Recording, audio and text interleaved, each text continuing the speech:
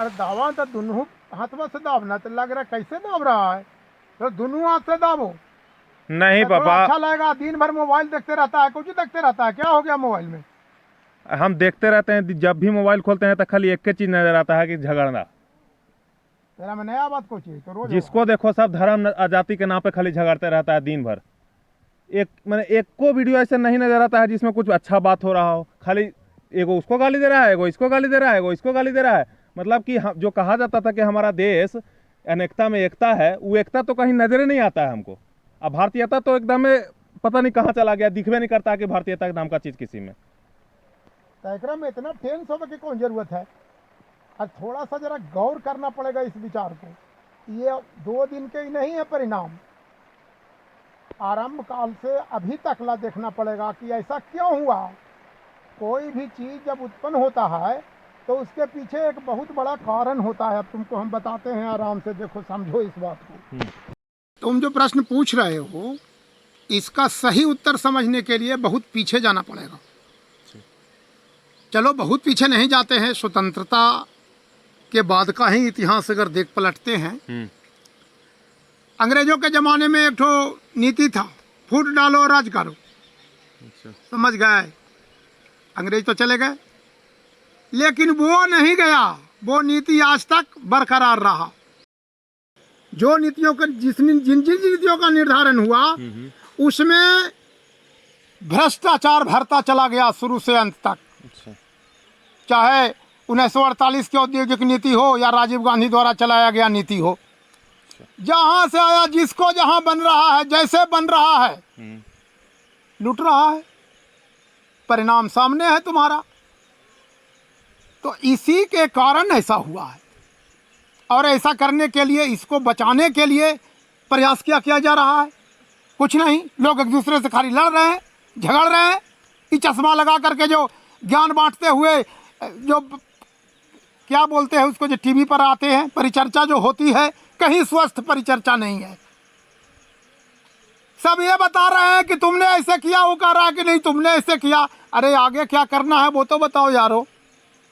अब जो हम लोग भोग रहे हैं, इसको रोकने का क्या प्रबंध है? जी। लोग बुराई में रस लेते हैं, तब बुराई में रस लेना बहुत बुरी बात है जी।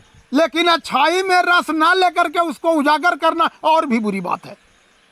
तो अच्छी चीज़ों को तो उजागर किया नहीं जा रहा है, बुरी बातों को उजागर बढ़ चढ़ के किया जा रहा है। परिणाम जो भोगना था कर रहे हैं आप। चाहे इंदिरा गांधी का ज़माना हो या अटल बिहारी वाजपेयी का ज़माना हो और मनमोहन सिंह का ज़माना हो या हमारे वर्तमान प्रधानमंत्री मोदी जी का ज़माना हो। अरे अच्छे काम की प्रशंसा भी तो कीजिए ना यार। जी। नहीं, जितना बुराई है उसको पहले प्रकट करो, सारा दुनिया को जना लो। तो धर्म के सौहार्द वातावरण बनाने के लिए एक परिपाटी चलती थी हमारे ज़माने में या पुराने ज़माने में।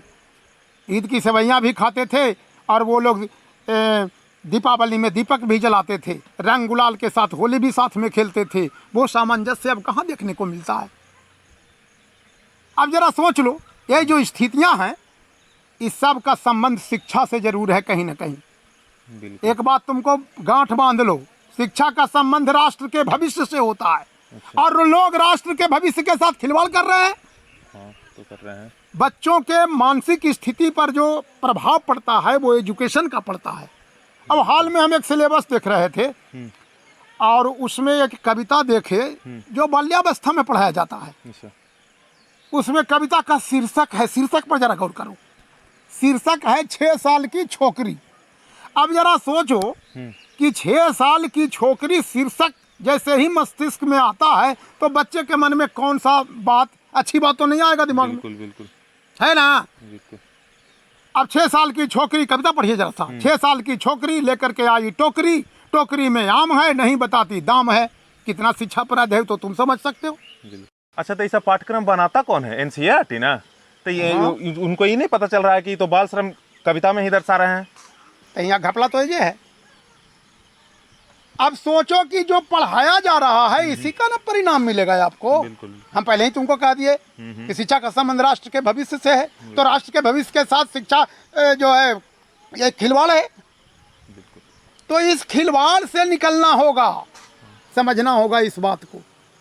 हमको बदलने के लिए शिक्षा को नवीन पाठ्यक्रम लाने की ज़रूरत है। ये कोठारी कमीशन आयोग और कौन कौन आयोग बना, एयर कंडीशन में बैठ करके बना दिए सिलेबस, और जिसको मन हुआ जौन कविता उसमें घुसेड़ दिए। दिनकर जी की कविताएं कहाँ गई? फूलों से नित हंसना सीखो, भौरों से नित गाना है कहीं? कहीं नहीं है। हे प्रभु आनंद दाता ज्ञान हमको दीजिए, कहाँ है? गायब है सिलेबस से। तो छोकरी और टोकरी आ जाता है, क्या पढ़ेगा बच्चा? कुछ आरसी प्रसाद सिंह की कविताएं हैं, सिमंगल सिंह सुमन की कविताएं हैं, बहुत से ऐसे शिक्षाप्रद कवि हुए हैं। नहीं पढ़ाना है आपको भक्तिकाल की कविता, ठीक है, ओमिट कर दीजिए। रीतिकाल की कविता नहीं पढ़ाना है, ओमिट कर दीजिए।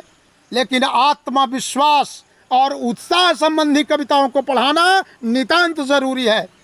बच्चों में जब तक आत्मविश्वास और उत्साह पैदा नहीं होगा, जाति धर्म के लेकर के जो बेमनस्यता की भावना है वो दूर नहीं होगी, हम एक नहीं होंगे। और भारत में अनेकता में एकता का जो तथ्य है संवैधानिक, वो तभी फलीभूत होगा जब हम इस चीज़ को समझेंगे।